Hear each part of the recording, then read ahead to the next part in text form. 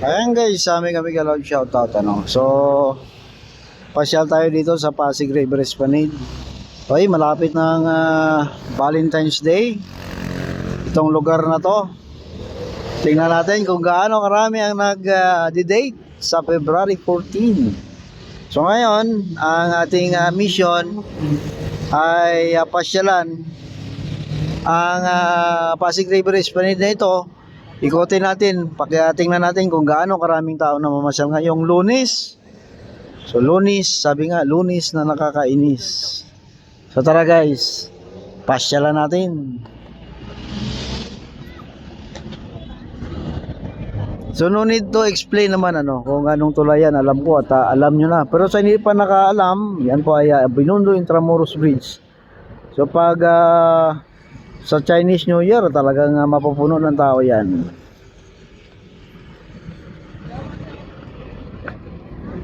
Noong guys time ng Black Nazarene, ito ay close. Pero kung ito ay open nung Black Nazarene, sigurado punong-puno ng tao ito. No, kasi baka ang ibang mga devoto ay dito pa magpapahinga, no? Kasi alam mo grabe ang tao talaga pag Black Nazarene. So nandito na tayo, pababa na tayo, no, sa phase 3, no? Yan. Paborito talaga na pasyalan to ng mga estudyante.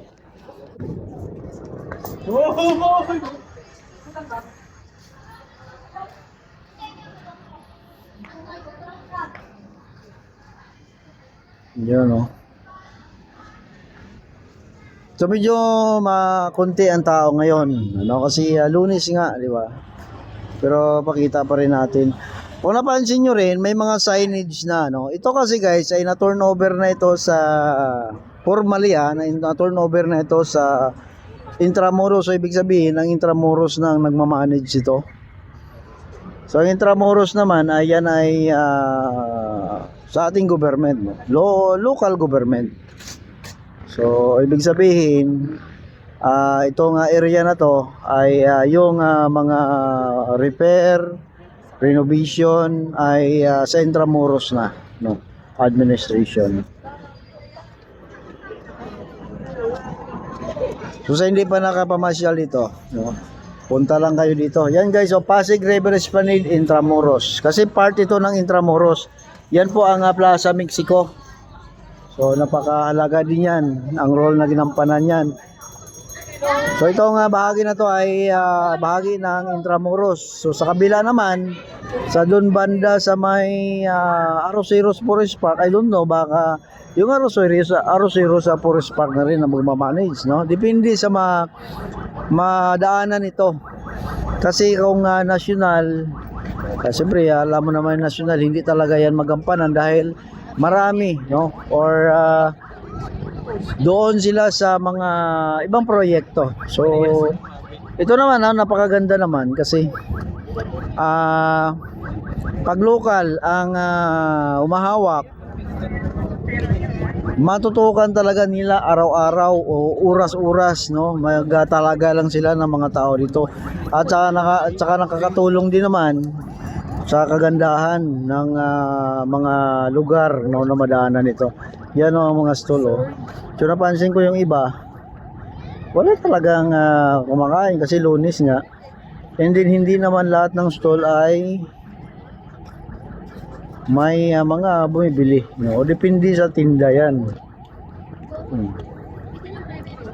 So kung nakita nyo rin, kahit yung trash beam, no, bin pala, sorry, ay na-improve na rin. May nakikita na rin akong mga base ng halaman. Yan. Ang makakaganda lang talaga yung food stall na kung saan ay malinis talaga, malinis na. Wow, sa gitna na tayo.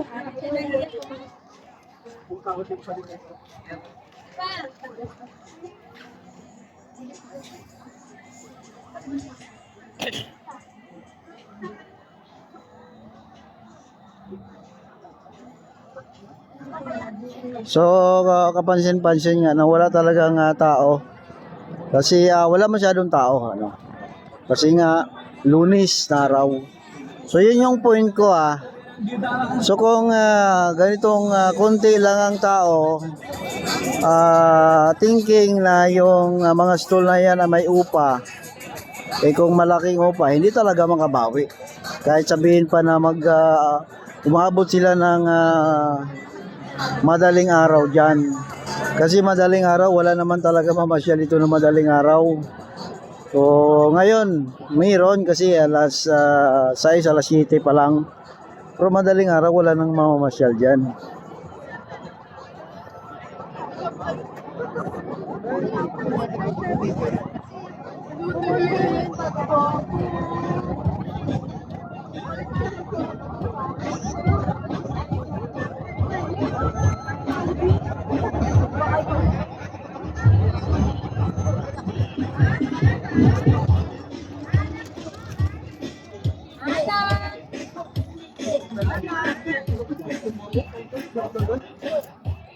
Yan, may sounds pa. Naka-copyright pa tayo.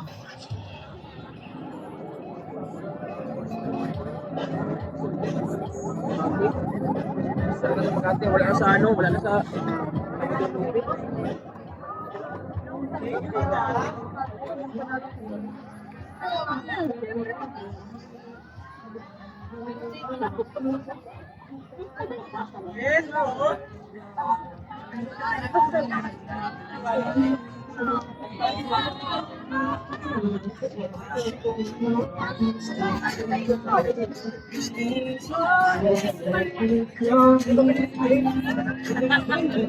So yan ang update dito guys sa Pasig River Spring. Salamat po. Mag-ingat po tayo at mabuhay po tayo lahat. Salamat guys.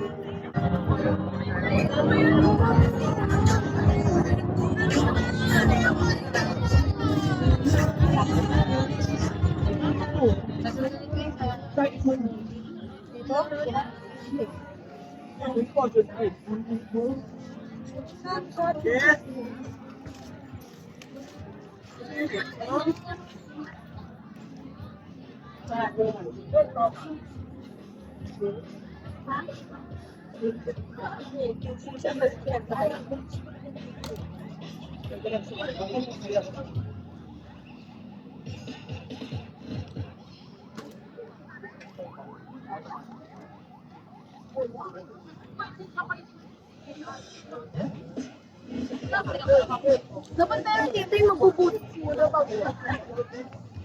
Mas pa po.